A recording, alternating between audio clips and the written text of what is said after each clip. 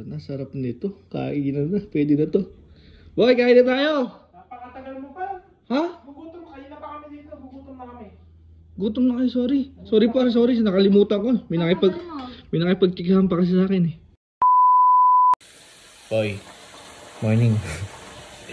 So guys, dahil wala akong magawa ngayon, magluluto ako ng paborito kong Bicol Express na hindi gano'ng manghang. Kasi namimiss na daw ng mga tropa ko, tsaka namimiss na rin ng girlfriend ko yung luto ko na Bicol Express, kaya magluluto tayo ngayon.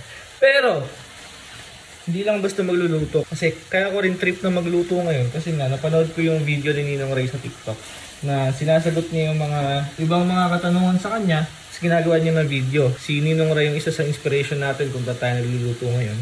Kaya, itatry ko din sagutin yung siguro isa munang tanong na nakita ko sa social media na tinanong sa akin. So guys, hindi pala siya tanong. Ang sinabi pala nung nag-comment ay, chikahan mo naman kami kung paano mo nakilala sila Sir Gavin.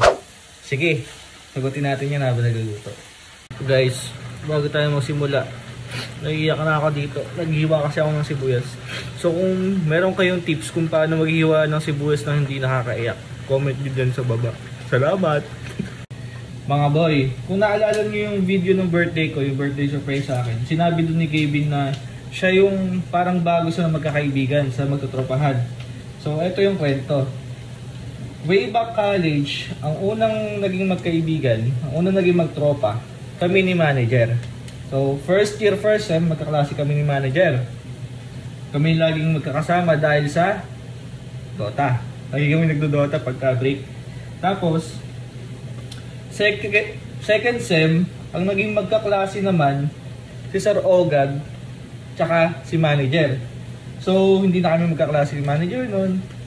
Pero, tropa pa rin kami. Tapos, eventually, naging tropa ko din si Sir Ogag. Kasi nga, nagdodota din siya. Lagi kami nagdodota. Tapos, malalakas yung trip namin ng college. Ganyan.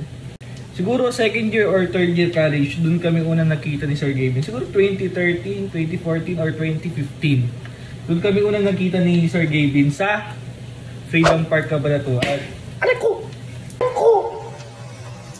Freedom Park Cabanatuan. Gagat yata si Gavin ah. Parang may event yung music laban. Tapos parang main event dun yung slap shop. So slaman kami dun. Tapos rakrakan. So dun kami unang nagkita. Pero hindi pa kami parang solid na tropa nun. Parang ano lang, magkakilala pa lang dahil nga kay Louie kasi best friend siya ni Gavin. Tapos pagkayari nun, siguro matagal na wala kaming interaction ni Gavin. Pero yung tropahan namin nila Louie, naging tropa din namin si Carding, si Amiel, ganyan, sila Bermel. Tapos, solid na lang kami nila Gavin nung after pandemic na, nung papaluwag na yung mga lockdown. Dahil pa rin sa Dota, halos gabi-gabi kami nagdo-Dota. Tapos, hindi namin alam, nagiging solid na pala yung tropahan namin. So, after nung lumuwag yung lockdown na yun, nagtagaytay kami. Kung makikita niyo yung vlog nun, parang tumakas kami. Parang second meeting namin ni Gavin. After nung makita kami sa music laban. So, sobrang saya nun. Parang yun yung first time na pwedeng makalabas after nung pandemic. Kaya halos lahat ng tao sabik na sabik, lumibot, ganyan. So, yun guys yung kwento kung paano ko nakilala si Sir Gavin and yung iba naming tropa. Medyo napa-extend pa nga yung kwento yun. Kung may gusto pa kayong malaman o kaya may mga tanong kayo, comment nyo lang dyan. Try nating sagutin habang may ginagawa. Habang wala pa lang magawa. Ito na, sarap nito. Kainan na, pwede na to. Boy, kain na tayo! Napakatagal mo pa. Ha? Gugutom, kanina pa kami dito. Gugutom na kami. Gutom na kayo, sorry. Sorry pa, sorry. Nakalimutan ko. May nakipagtikihan pa kasi sa akin eh.